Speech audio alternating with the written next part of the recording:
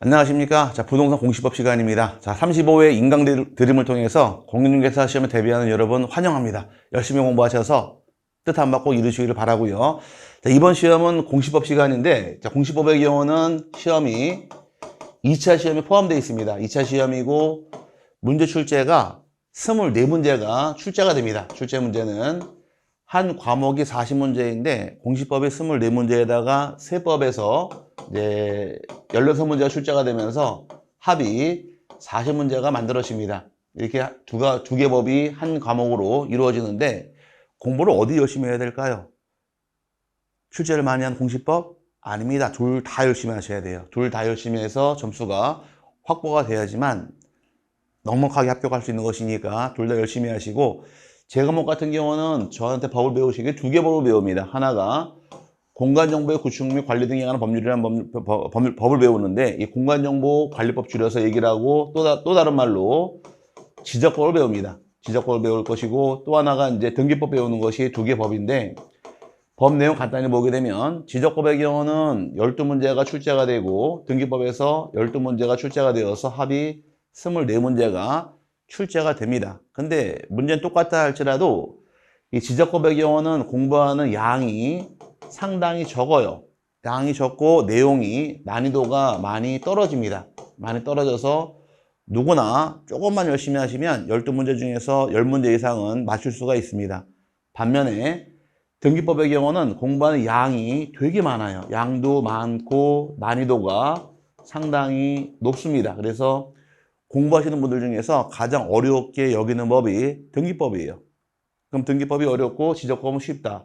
그럼 똑같이 점수가 출제가 됐는데 어디를 열심히 먼저 해야 될 것이냐, 이 문제가 놓이는데, 항상 공부는 지적법을 먼저 공부해서 점수를 확보하신 상태에서 등기법을 추가해서 점수를 메꾸시게 되면 공부가 올라갑니다.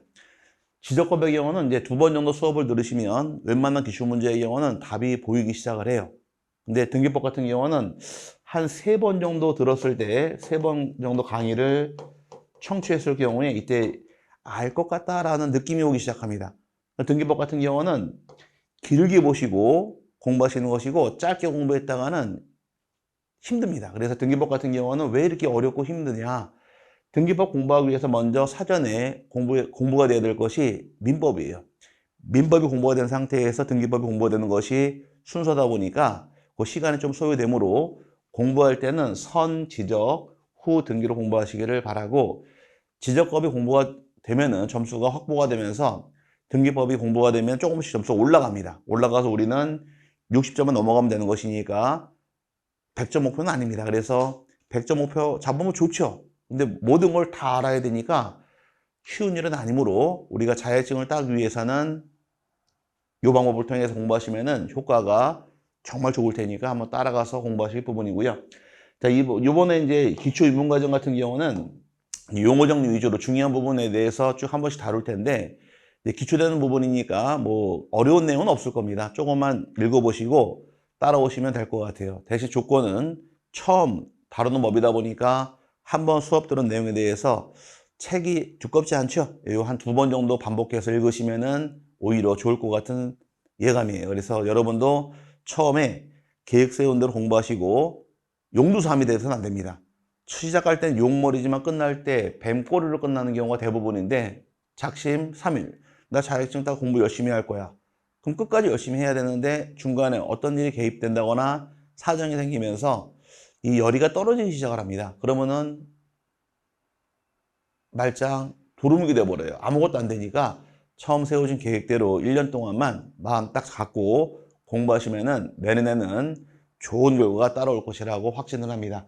먼저 지적에 대해서 들어가겠습니다. 지적이란 것은 모름이 아니냐? 지적이란 것은 토지의 호적을 줄임말이 지적이 됩니다. 지적은 토지의 호적이다 해서 맞는 것이 지적의 뜻인데, 토지의 지를 따고 호적의 적을 따서 지적이 만들어집니다.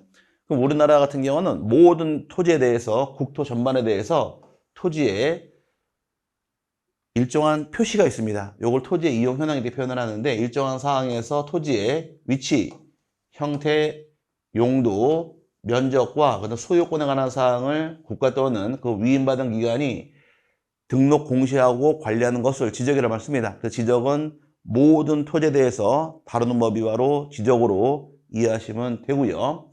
이 지적을 이룬 단계가 세 가지 요소가 정해지는데 지적의 3요소라는 말을 씁니다. 이 지적법은 어떻게 구성하느냐?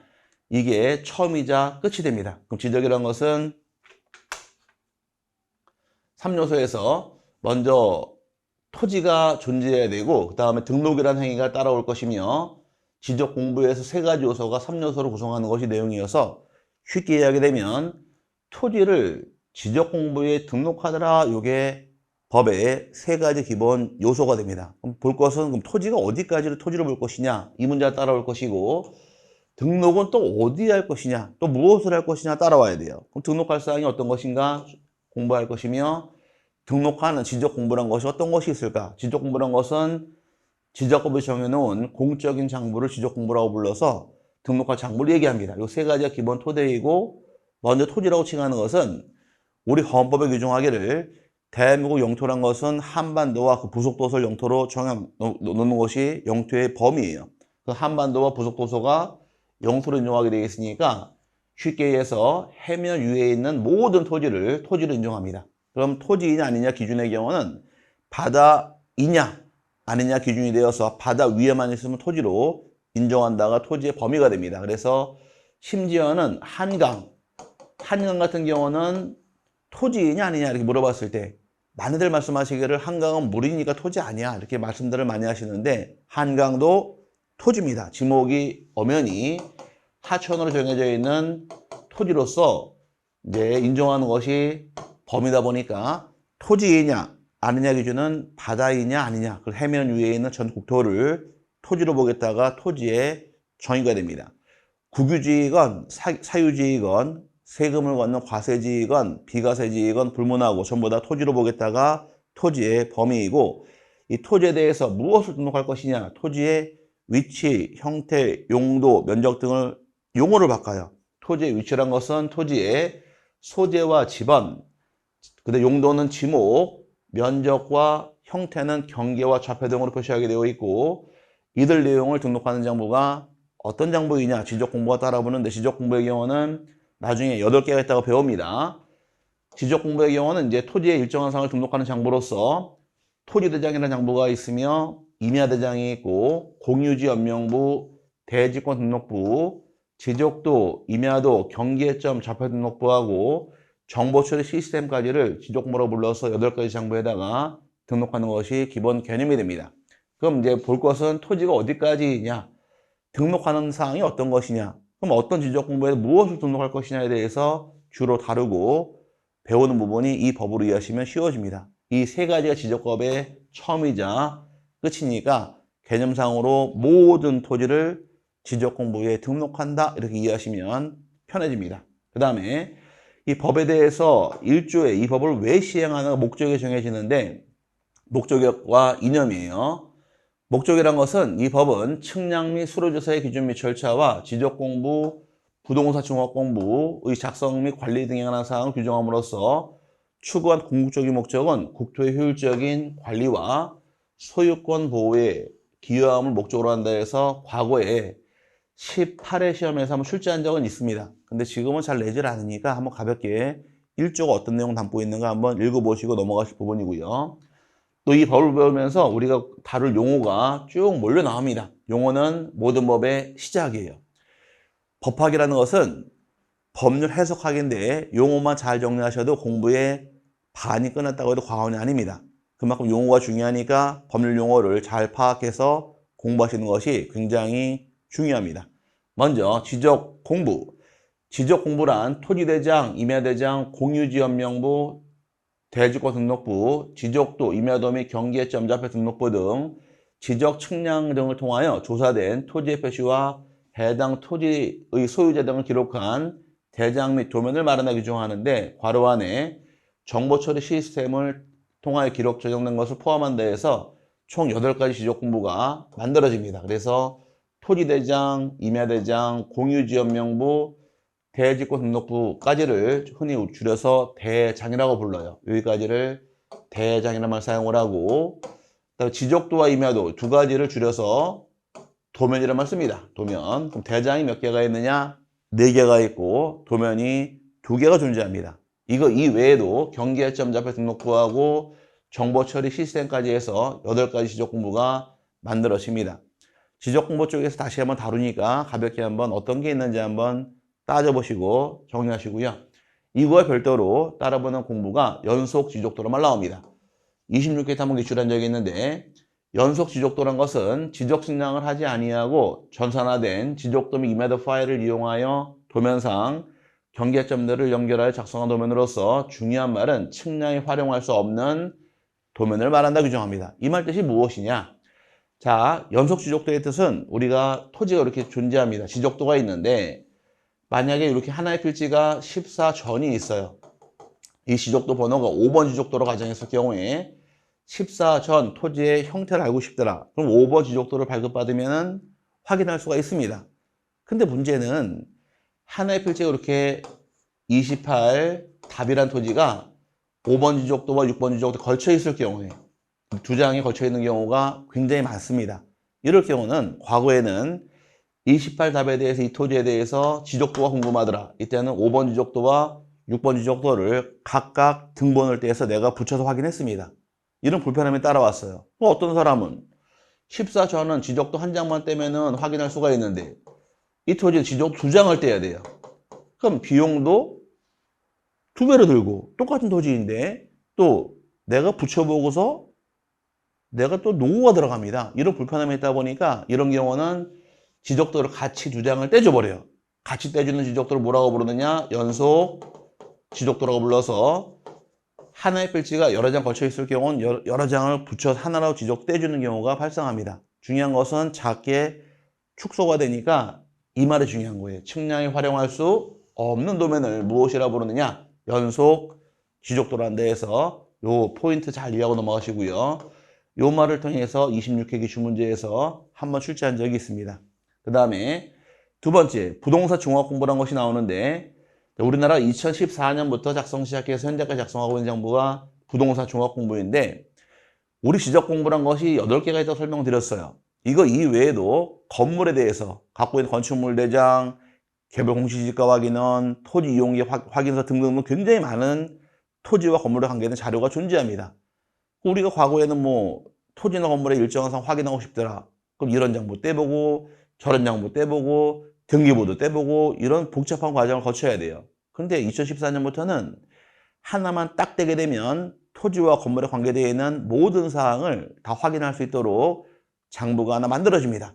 이게 바로 부동산 종합공부예요. 뜻은 토지의 표시와 소유자에 관한 사항, 그 다음에 건축물의 표시와 소유자에 관한 사항, 토지 이용 및 규제에 관한 사항, 그 다음에 부동산의 가격에 관한 사항 등 부동산에 관한 종합정보를 정보관리 체계를 통하여 기록 저장하는 것을 말한다 해서 여러분들이 부동산 실무를 하신다거나 또는 어떤 내용을 알고 싶어서 증명서 또는 등본을 발급하고 싶을 때에는 이것저것 뗄 필요 없이 이제는 요거 하나만 딱 떼게 되면은 토지와 건물에 관계되어 있는 모든 사항을 다 확인할 수 있도록 아주 편해지고 좋아졌으니까 참고하실 때 시험에서 출제를 굉장히 많이 합니다. 왜? 특이한 장부니까. 그래서 꼭 나중에 비중을 넣어서 공부할 부분이 이 부분이다 이렇게 공부하고 넘어가시면 될 것 같고요. 지금은 이제 어떤 내용의 장부인가 처음에 그 뜻만 좀 파악해도 성공하는 겁니다. 그 다음에 봐야 될 용어가 이제 지적소관청인데 지적소관청이라는 것은 지적공부를 관리하는 특별 자치시장, 그 다음에 시장하고 내려와서 군수나 구청장을 말한다 해서 뭐 지적소관청에 대해서 크게 문제된 적은 없습니다. 쉽게 얘기해서 지적소관청은 지적사무를 담당하는 소속관청을 의미하는데 크게 3명을 얘기합니다. 시장, 군수, 구청장을 말한다 해서 뭐 세부적인 사항 가로하는 모르셔도 돼요. 출제하지 않으니까 흔히 지적소관청은 시장, 군수구청장을 지적소관청이라 한다 정도 파악하시면 될 것 같습니다. 그 다음에 이제 중요한 건 토지의 표시예요. 굉장히 중요합니다. 자, 토지의 표시라는 것은 이 지적이 다루는 처음이자 끝이에요. 토지 표시는 지적공부에 등록하는 소재, 지번, 지목, 면적, 경계 또는 좌표를 말한다 해서 토지의 소재, 지번, 지목, 면적, 경계 또는 좌표를 토지의 표시라고 부릅니다. 이거 반드시 암기하시는데 어떻게 외우면 좋느냐? 소지지면 경자 외워도 관계될 게 없고 뭐 번개, 목표적 관계될 게 없어요. 어떻게 외워도 외우시는데 그나마 발음이 제일 쉬운 게 지지소 좌경면 외우시면 편해요. 그래서 외울 때는 지지소에서 순서 좀 바꾼 다음에 지지소 좌경면 이 6가지를 토지의 표시라고 부릅니다. 반드시 암기하고 넘어가시길 바랍니다. 2번 외쳐보자고요. 토지 표시는 어떤 게 있습니까? 지지소 좌경면. 다시 한 번 더. 지지소 좌경면에서 이 6가지를 주로 다루는 법이 이 법의 특징이다 보니까 이거 기본적으로 꼭 암기를 하고 넘어가시길 바랍니다. 자, 그 다음에 4번째 용어 필지란 말이 나와요. 필지란 것은 대통령령으로 정하는 바에 따라 구획되는 토지 등록 단위를 말한다 규정하는데 토지 등록 단위가 바로 필지입니다. 사람을 셀 때는 1명, 2명 세는 단위가 있고 말을 셀 때는 1필, 2필 이렇게 단위가 정해집니다. 그럼 토지도 단위가 있어야 돼요. 토지의 단위는 바로 필지입니다. 필지란 것은 토지의 등록 단위를 필지란다 해서 토지로서 가장 작은 단위의 토지가 바로 무엇이냐? 필지입니다. 그 다음에 이제 그 필지에 대해서 구별을 또 해야 돼요. 그럼 뭘로 구별하느냐? 사람은 구별하는 것이 이름으로 구별하듯이 필지도 이름처럼 지번을 부여하자 해서 붙는 번호가 지번입니다. 지번은 필지마다 부여하여 등록한 번호를 뭐라고 부르느냐? 지번이라고 부릅니다. 번지는 뭘까요? 번지라는 것은 우리가 이제 주소 표기할 때 번지란 말 사용을 하는 것이 내용이고 주소 표기할 때 번지란 말 사용을 하고 토지의 번호가 바로 지번이니까 우리는 요거를 배우는 것이 아니라 이거를 배웁니다. 지번은 토지마다 붙이는 번호를 무엇이라 한다? 지번이라 한다. 사람의 이름 역할하는 것이 지번이다 이렇게 이해하시면 편하고요. 그럼 지번을 부여할 때 어떻게 부여할 것이냐? 부여 방법과 단위가 따라 붙어야 돼요. 그럼 먼저 지번 부여 지역인데 지번 부여 지역이라면 지번을 부여하는 단위 지역으로서 동 또는 리, 이 준하는 지역을 말한다 해서 지번은 도시 지역은 상계동 이런 식으로 부여하게 되어 있고 군 지역은 양수리 이런 식으로 해서 동이나 리 단위로 부여하는 것이 지번 부여 지역으로서 인정이 됩니다. 같은 동 내에서는 쉽게 상계동 내에서는 동일한 지번이 발생하지 않는 거예요. 왜? 똑같은 지번 2개 있게 되면 토지를 차지할 수 없다 보니까 같은 동안에서 동일한 지번은 발생하지 않도록 하나씩 부여하는 것이 원칙이자 내용이 됩니다. 그 다음에 지목, 출제한 적이 한번 있습니다. 20회 때 한번 출제한 적이 있는데 지목이란 것은 토지의 주된 용도에 따라서 토지의 종류를 구분하여 지적공부에 등록한 것을 말한다 해서 토지의 지목이란 것이 28개로 구성하게 되어 있는데 용도별로 지목을 정한다가 그 내용이에요. 지목은 굉장히 중요합니다. 나중에 지목을 세분해서 공부하실 당시에 어떤 토지 지목이 무엇이냐 출제는 반드시 하기 때문에 굉장히 중요하게 다룰 부분이 지목인데 분류 기준은 뭘 따라 분류합니까? 용도별로 정하는 것이 지목의 분류 기준이에요. 기출 문제에서 토지의 지형 따라 부여하더라. 지형 따라 부여하는 것이 아니고 토지의 성질 따라 부여하더라. 성질이 아니라 뭘로 부여하느냐? 용도별로 부여하게 되어 있으니까 꼭 참고하시고요. 그 다음에 이제 경계점이란 말이 나옵니다. 경계점이란 필지로 구획하는 선의 굴곡점으로서 지적도나 임야도의 도의 형태로 등록하거나 경계점 좌표 등록표 좌표 형태로 등록하는 점을 말한다 규정하는데 자 선의 굴곡점이라는 것이 뭐를 의미하느냐 만약에 이렇게 예쁘지 않은 토지가 존재합니다. 네모난 토지 존재할 경우에 10번 땅 대여 이런 토지가 존재할 경우에 이 토지 선이 꺾이는 점 이런 점들이 존재합니다. 이 꺾이는 점을 무엇이라고 부르느냐 이 점을 경계점이라고 부르는 거예요. 이 경계점의 뜻이고 다른 말로 선의 굴곡점이 되겠죠. 그 다음에 이걸 또다시 좌표를 찍게 되면 이 땅에 대해서 좌표 4개 찍은 다음에 이 토지의 모양새가 XY로 표시가 됩니다. 4개가. 이 좌표도 뭘로 보느냐 얘도 경계점으로 보겠다 그 뜻이에요. 그래서 도면상에서 이 꺾이는 점을 선의 굴곡점이라고 표현을 한 것이고 그 다음에 XY 좌표도 경계점으로서 인정이 됩니다. 경계점 만드는 이유는 왜 만들었느냐? 경계점 만드는 이유는 경계 만들려고 쭉 용어를 끌고 들어옵니다. 그럼 경계라는 것이 무엇입니까? 경계라고 칭하는 것은 필지별로 경계점 간을 직선으로 연결하여 등록한 선을 경계라고 불러요. 그러면 도면상의 선의 굴곡점 이 네 가지가 있다가 존재할 경우에 네 가지 굴곡점을 연결했을 때, 경계점을 연결했을 때 만들어진 것이 바로 경계가 만들어집니다. 그 다음에 좌표도 경계점이에요. 좌표 네 개 연결해서 만들어진 선, 이 선이 바로 뭐다? 그렇죠. 바로 경계가 만들어지기 때문에 용어를 거꾸로 치고 올라가게 되면 경계란 것은 무엇을 연결하면 경계가 됩니까? 경계란 것은 경계점을 연결하게 되면 경계가 만들어지는데 경계점이라고 칭하는 것은 두 가지가 존재하더라. 하나가 선의 굴곡점하고 좌표를 말한다 해서 이렇게 엮어서 보시면 편하니까 같이 엮어보시길 바랍니다. 한번 더 외쳐볼게요. 경계는 무엇을 연결하면 경계가 됩니까? 그렇죠. 경계점. 경계점은 종류가 몇 가지가 있습니까? 두 가지. 하나는 선의 굴곡점, 또 하나가 좌표가 존재한다 해서 이렇게 엮어서 보시기를 바랍니다. 자, 그 다음에 10번째 용어가 바로 면적이에요. 자, 면적이란 것은 지적 공부에 등록하는 필지 수평면상 넓이를 말한다 규정하고 있는데 우리나라 지적 같은 경우가 2차원 지적을 실시합니다. 2차원이란 얘기는 평면 지적을 실시하다 보니까 아무리 높낮이가 심하다 할지라도 면적, 수평 면적을 등록하는 것이 면적 기준이므로 면적이라는 것은 어떤 면적이다? 수평 면상의 넓이를 말한다 해서 정리하고 넘어가시기를 바라고요. 자, 그래서 11번째 토지의 이동 구름이다. 토지 이동이라는 것은 이자가 다른 이자를 씁니다. 토지 이동은 토지 움직이는 걸 얘기하는 것이 아니라 토지 뭔가가 달라지게 될 때 이동을 해요. 그럼 뜻이 무엇입니까?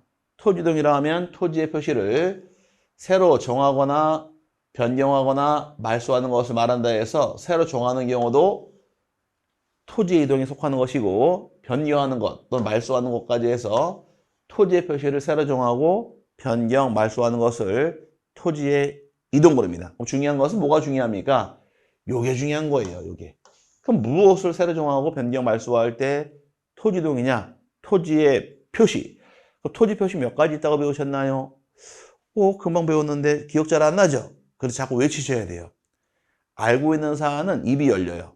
근데 모르는 건 입이 열리지 않습니다. 들을 땐 다 알아들어요. 하지만 돌아서서 말을 하자니 말이 안 열립니다. 입이. 이건 모르는 거예요. 제가 여러분 사시는 곳이 어디입니까? 라고 물어봤을 때 어디라고 말씀하시고 어떻게 찾아갑니까? 이렇게 오시면 된다고 말씀을 해주실 거예요. 왜? 아니까. 하지만 여러분 저희 집 아세요?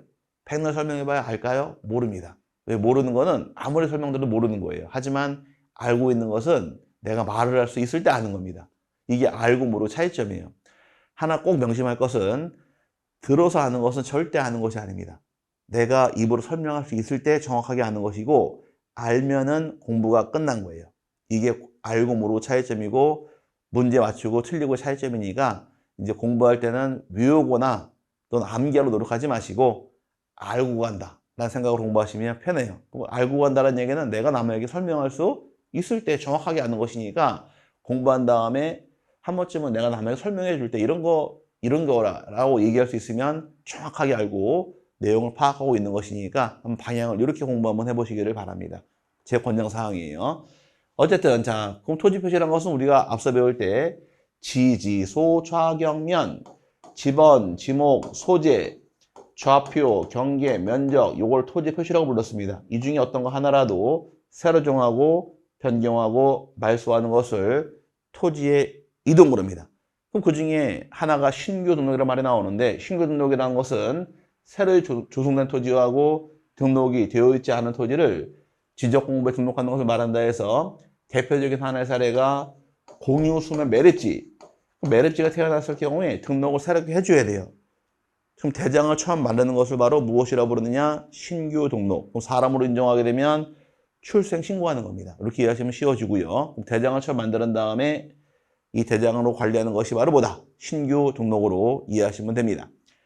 자, 그다음 등록 전환 굉장히 중요한 용어인데 등록 전환 같은 경우는 이제 등록을 우리나라 모든 토지 등록한다고 설명드렸는데 이 등록을 바꾸는 겁니다. 어디에서 어디로 바꾸느냐? 순서가 맞으셔야 돼요. 등록 전환이라 하면 임야대장 및 임야도에 등록한 토지를 토지대장 및 지적도에 옮겨 등록하는 걸 말한다 해서 장부가 바뀌는 겁니다. 어디에서 어디로 바뀌느냐? 임야대장, 임야도에서 토지대장과 지적도로 바뀌는 것을 등록 전환 거랍니다. 그럼 장부가 순서가 맞으셔야 돼. 장부의 순서는 토지 순으로 바뀌는 것을 등록 전환 거랍니다. 거꾸로 가는 경우는 존재하지 않으니까 등록 전환은 토지 순으로 바뀌는 경우를 등록 전환으로 이해하시되 굉장히 중요합니다. 우리 공부할 때. 자, 그 다음에 세 번째가 분할. 분할은 말 그대로 토지를 나누는 것이니까 어렵질 않아요. 분할이라 하면 지적공부에 등록된 하나의 필지를 두 필지 이상으로 나눠 등록하는 걸 말한다 해서 어렵지 않고요. 합병은 반대로 뭘까요? 그렇죠. 합치는 겁니다. 합병이라 하면 지적공부에 등록된 두 필지 이상의 토지를 하나의 필지로 합하여 등록하는 걸 말한다 해서 토지를 나눌 때가 분할, 합칠 때가 합병 이렇게 이해하시면 쉬워지고요. 자, 그 다음에 지목 변경. 지목 변경이라 하면 지적공부에 등록된 지목을 다른 지목으로 바꾸어 등록하는 것을 말한다 해서 지목이 바뀌는 경우를 지목 변경어랍니다. 쉽게 이해해서 지목이 밭이에요. 밭을 우리는 한자로 전 그러죠. 전이 있습니다. 전에다가 건축 허가받아 집을 짓게 되면은 뭐로 바뀔까요? 그렇죠. 지목이 대로 바뀌는 겁니다. 이렇게 지목이 바뀌는 경우를 지목 변경이 표현하는 것이니까 이것도 말 그대로 이해하시면 되고요. 자, 그 다음에 이제 중요한 용어가 6번 축척 변경에 따라 붙습니다. 축척 변경이라면 요거가 시험에 참 여러 번 출제했는데 지적도에 등록된 경계점에 점을 좁히기 위하여 작은 축척을 큰 축척으로 변경하여 등록하는 걸 말한다 해서 축척 변경은 대상 도면이 지적도만 대상으로 축척을 변경합니다. 어떤 경우에도 이면으로만 나오면 안 돼요. 이면 대상이 아니니까 빠져야 되고 지적도에 대해서만 축척을 바꾸더라. 그럼 축척이 작은 거에서 큰 거로 바뀌는 경우를 축척 변경을 해서 용어를 바짝 줄이게 되면 지적도를 작은 거에서 큰 거로 바꾸는 것을 무엇이라고 부른다? 축척 변경이라 한다 해서 시험도 굉장히 중요하고 나중에 내용 파악할 때 요긴하게 또 하나씩 잘 배울 겁니다. 왜? 출제를 매회 하니까 너무 중요한 파트여서 용어 정리 잘하고 넘어가시고요. 그 다음에 지적 측량이라는 말이 나옵니다. 자, 지적 측량이란 토지를 지적공부에 등록하거나 지적공부에 등록된 경계점을 지상에 복원하기 위하여 필지에 경계 또는 좌표와 면적을 정하는 측량을 말하며 지적 확정 측량 및 지적 재조사 측량을 포함한다 해서 용어가 정의하고 있는데 중요한 것은 측량을 실시하더라 얻는 성과가 몇 가지이냐? 성과는 3가지입니다. 경계, 좌표, 면적을 구하기 위한 것이 측량의 목적이에요. 나중에 이제 공부하시다가 경계를 정하고 싶습니다. 어떻게 정합니까? 물어봤을 때는 측량. 좌표를 정하고 싶습니다. 어떻게 정합니까? 측량. 면적 어떻게 정합니까? 측량에서 경계, 좌표, 면적은 지적, 측량을 통해서 결정하더라. 공부하시면 뒤에 배울 때 요긴하게 써먹습니다. 꼭 참고하시고요. 이 측량 안에 지적 확정 측량과 지적 재조사 측량을 포함한다 규정하고 있는데 그럼 지적 확정 측량이란 또 굉장히 중요해요. 우리 공부할 때 지적 확정 측량 시험 굉장히 많이 나옵니다. 그럼 지적 확정 측량의 뜻은 무엇이냐? 도시개발 사업 등은 모든 사업이에요. 토지와 관계된 모든 사업을 의미할 때 도시개발 사업 등 그럽니다. 도시개발 사업 등 사업이 끝나 토지 표시를 새롭게 구하기 위해서 실시하는 측량이 바로 지적 확정 측량이다 이렇게 규정하고 있는데 도시개발 사업이 딱 붙어있게 되면 이때 어떤 측량하느냐? 지적 확정 측량한다 해서 요 꼭 묶어놓고서 세분하시길 바랍니다. 그 다음에 지적 재조사 측량이라는 것이 들어오는데 지적 재조사 측량의 뜻은 지적 재조사에 관한 특별법에 따른 지적 재조사 사업에 따라 토지 표시를 새로 정하기 위해서 실시하는 지적 측량을 말한다 규정합니다. 우리나라가 2014년부터 이제 지적 공부랑 실제 토지가 맞질 않아요. 맞지 않은 토지를 뭐라고 부르느냐? 불부합지를 말습니다. 불부합지. 자, 이 불부합지가 너무 많다 보니까 이 불부합지를 해소하기 위해서 해소할 목적으로 2014년부터 실시한 국책사업이 바로 지적 재조사 사업이 실시가 됩니다. 아마 시골 계신 분들 같은 경우에 뭐 지적 재조사 한다고 동의서 받고서 측량 다시 하고 막 했을 겁니다. 한 분도 계시고 안 한 분도 계신데 전국을 다 하자니 비용이 너무 많이 들어서 이제 2014년부터 해서 조금씩 순차적으로 우리나라가 쭉 시행이 됩니다. 그래서 모든 걸 측량을 다다시 해서 다시 만들겠다가 이 목적이에요. 그럼 지적 공부랑 실제 토지가 서로 일치하지 않는 부분을 일치하기 위해서 현재 진행하는 사업이 지적 재조사 사업을 실시하고 있고, 이와 관련해서 측량하는 것을 지적 재조사 측량이라고 부르는 것이니까 쉽게 얘기해서 지적을 재조사하더라. 어떤 측량합니까? 지적 재조사 측량 실시한다 이렇게 묶어 놓으시면 어렵지 않습니다. 시험에 중요하고 공부에 중요한 것은 지적 확정 측량 중요하니까 잘 파악해서 내용을 정리하고 넘어가실 부분이고요. 이 용어 같은 경우는 우리가 공부 1년 동안 쓰면서 배울 용어니까 한 2번 읽어보시면서 내용을 파악하시기를 바라고, 용어를 자유롭게 사용해야지만 내용이 파악이 됩니다. 우리 영어 배울 때 제일 먼저 배운 게 뭔가요? 단어? 아니죠. ABCD 먼저 배웠잖아요. 그 다음에 ABCD가 조합이 된 단어가 만들어지고 단어가 다시 모여서 문장으로 흘러가듯이 여러분이 지금 와 있는 단계는 ABCD 배우는 단계니까 너무 성급하게 넘어가지 마시고 하나씩 하나씩 맞춰 나가면 될 것 같아요. 용어 정리가 가장 중요한 부분이니까 잘 정리하시고요. 자, 그 다음에 볼 것이 이제 토지의 등록이라는 것이 나오는데, 지금부터가 이제 본 게임이에요. 우리나라는 토지 등록을 다음에 있어서 어떻게 등록할 것이냐 과정이 정해지는데, 이 과정에 대해서 시험 출제가 굉장히 많이 나옵니다. 한 8문제가량 출제한 것 같아요. 역대적으로. 이 부분이 1차적으로 블루팟이니까 공부하시는데, 첫 번째 국토교통부 장관은 모든 토지에 대하여 필지마다 토지의 소재, 지번, 지목, 면적, 경계 또는 좌표를 조사, 측량하여 지적 공부에 등록하여야 한다. 토지를 최초로 등록하는 경우 누가 등록하는가 물어봤을 때 등록권자는 국토교통부 장관이 등록하게 되어 있으며, 대상 토지는 모든 토지가 됩니다. 그럼 모든 토지일 경우는 최초 등록은 누가 하느냐? 국토교통부 장관이 조사, 측량을 통해서 등록하더라. 등록은 최초로 누가 했습니까? 국토교통부 장관이 한 상태에서 나중에 토지가 바뀌어요. 지적공부 등록하는 지번, 지목, 면적, 경계, 좌표는 토지 표시죠. 이런 것들이 바뀝니다. 바뀌는 걸 뭐라고 부를까요? 그렇죠. 토지의 이동. 그럼 토지 이동이 발생했을 때 어떻게 할 것이냐?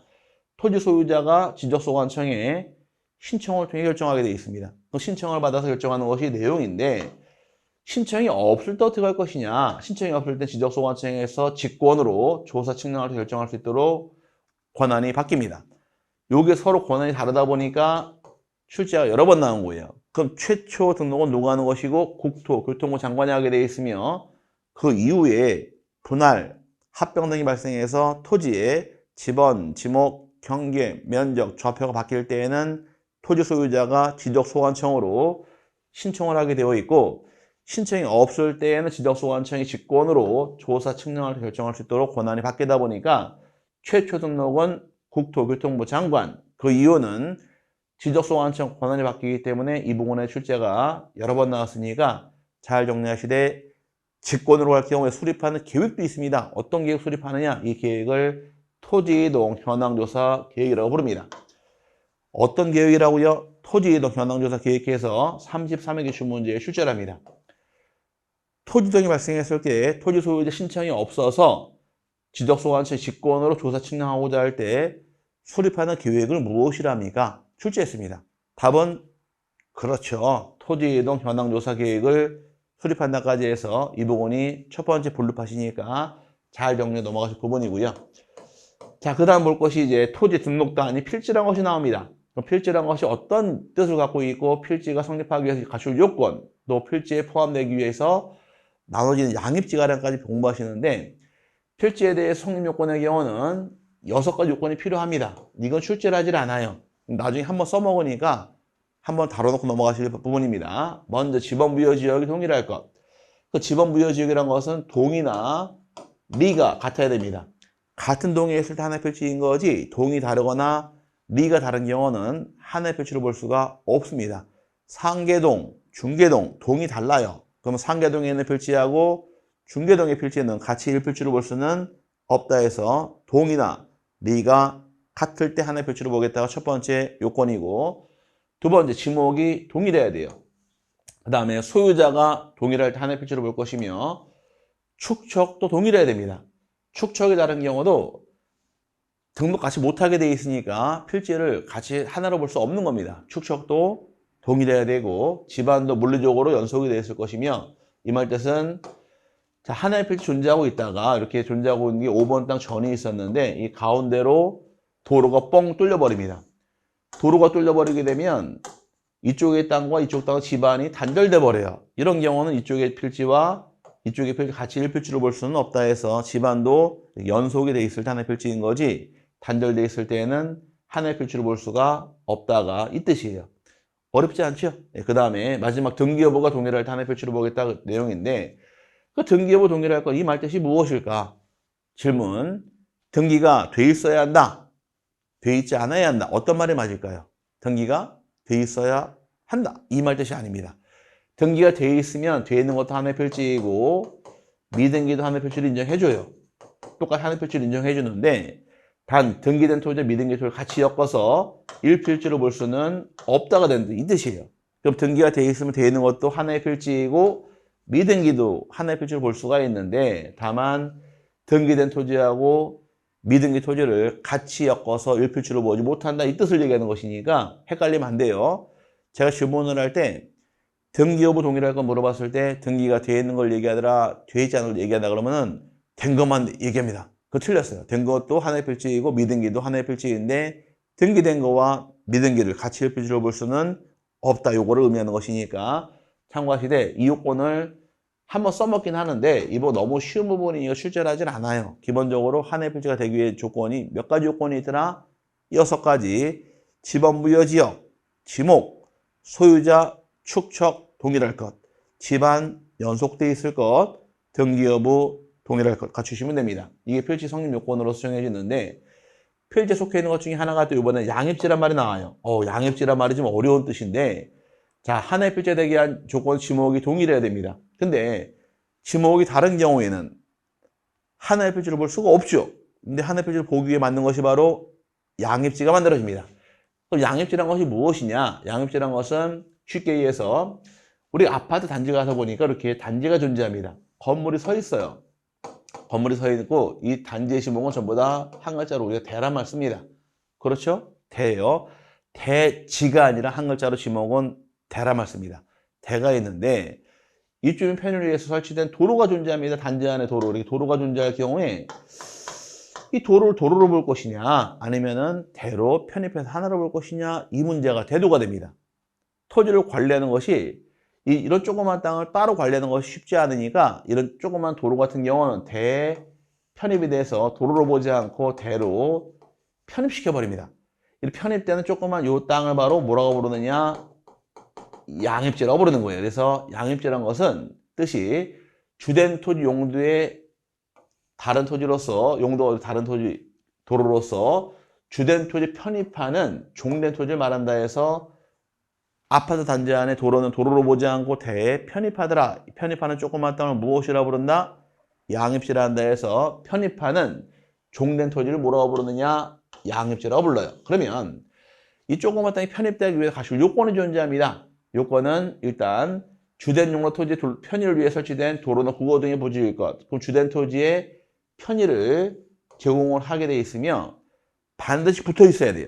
그래서 주된 용도 토지에 접속되거나 둘러싸인 토지로서 용도가 다른 토지일 때 하나의 필지로 본다. 요건 뭐 이렇게 하나의 사를 이해하시면 쉬워질 부분이고, 문제는 중요한 것이 양입지의 제한사가 중요합니다. 그럼 이제 이렇게 요런 좀 갖춰다 할지라도 다음은 양입할 수 없다 해서 양입 못 시키고 별도로 분류되는 토지가 3개가 존재해요. 전부 다 종된 토지만 제한하고 있는데, 종된 토지 지목이 대의 경우는 양입할 수 없더라. 이 말 뜻은 과수원이 존재합니다. 과수원이 이렇게 존재한다 가정하에 지금 과수원인데, 과수원 안에 집터가 있어요. 집터가 바로 대가 존재합니다. 그러면 과수원 토지 원, 그 다음에 지목, 대, 가격은 어디가 비쌀까요? 대가 월등히 비싸겠죠. 그럼 이 비싼 땅을 과수원 땅 합칠 수는 없는 것이니까 대는 별도의 지목 대로 분류하게 되어 있으며 편입시키지 못하게 되어 있습니다. 그럼 대는 별도로 분류하고 편입시키지 아니한다 해서 대는 양입하지 못하게 되어 있으며, 두 번째, 토지 면적이 종된 토지 면적이 주된 토지 면적의 10%를 초과하는 경우는 양입할 수 없도록 제한을 합니다.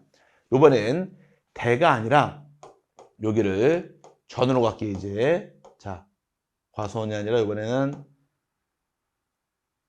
여기가 전입니다. 전. 과수원 옆에 밭이 붙어 있어요. 그런데 과수원 면적이 얼마이냐? 3,000제곱미터입니다. 3,000제곱미터의 토지가 있는데 이 전이 301일 경우는 301일 경우는 301제곱미터일 경우는 3,000의 10%가 얼마인가요? 300이죠. 300까지는 양입이 됩니다. 근데 301은 10%를 초과했습니다. 초과한 경우는 별도의 지목 전으로 분류하게 되어 있으며 양입할 수가 없는 거예요. 그럼 얼마까지 양입하느냐? 10%까지만 양입하겠다가 범위가 되어서 10%를 초과하는 경우 양입하지 못하도록 제한하겠다가 목적이 됩니다. 마지막으로 이제 종된 용도 토지의 면적이 330제곱미터를 초과하는 경우 양입할 수 없다 해서 쉽게 100평을 넘어서는 경우도 100평을 넘었을 경우도 조그만 토지가 아니로 큰 토지로 분류가 들어가서 양입하지 못한다 해서 여기서 암기할 사항은 3가지예요. 암기할 사항은 이 3가지만 기억하시면 돼요. 이렇게 들어와야겠죠. 움직였네요. 첫 번째가 요거 대가 아니어야 된다. 10% 초과하지 않아야 된다. 330제곱미터 초과하지 않아야 된다. 그리고 외울 때 대, 그 다음에 10%, 그 다음에 330만 정리하고 넘어가시면 됩니다. 이렇게 넘어가면 상관없는데 지금은 이런 내용 외운다기보단 용어 정리할 때 양입지란 말이 무엇인가 이 말뜻을 파악하시는 이게 중요한 거예요. 양입지란 것은 주된 토지에 편입하는 종래 토지를 양입지란다 해서 내용 파악하시면 첫 시간에 대해서 공부가 정리가 됩니다. 자, 첫 시간 배우신 내용은 용어 정리부터 해서 쭉 정리가 들어갔어요. 지적이란 것이 어떤 내용이 담고 있고 지적의 3요소가 무엇인가, 토지, 등록, 지적 공부 파악하시고 용어 정리 2번 꼭 읽어보시기를 권장을 드리고요. 또 볼 것이 토지의 등록은 누가 할 것이냐. 최초 등록은 국토교통부 장관이 등록하게 되어 있으며 그 이후에 토지 이동은 지적 소관청이 결정한다. 꼭 파악하고 넘어가시고 필지 내용 파악하실 때 필지는 양입지란 말 파악하고 넘어가시길 바랍니다. 양입지란 것은 편입하는 종된 토지를 말한다 해서 내용 파악하시면 좋을 것 같습니다. 이번 시간 여기까지 보도록 하고요. 다음 시간은 이제 등록사항 중에서 지번, 지목, 경계, 면적 등을 쭉 따져봐야 되니까 하나씩 배울 때 가장 중요한 부분은 다음 시간입니다. 지번, 지목, 경계, 면적을 어떻게 정할지, 어떻게 구성되는지에 대해서 파악하시면 너무너무 좋은 시간 될 테니까 다음 시간 기대하시고요. 이번 시간 여기서 마무리하도록 하겠습니다. 첫 시간 고생 많으셨고요. 다음 시간에 다시 뵙겠습니다. 감사합니다.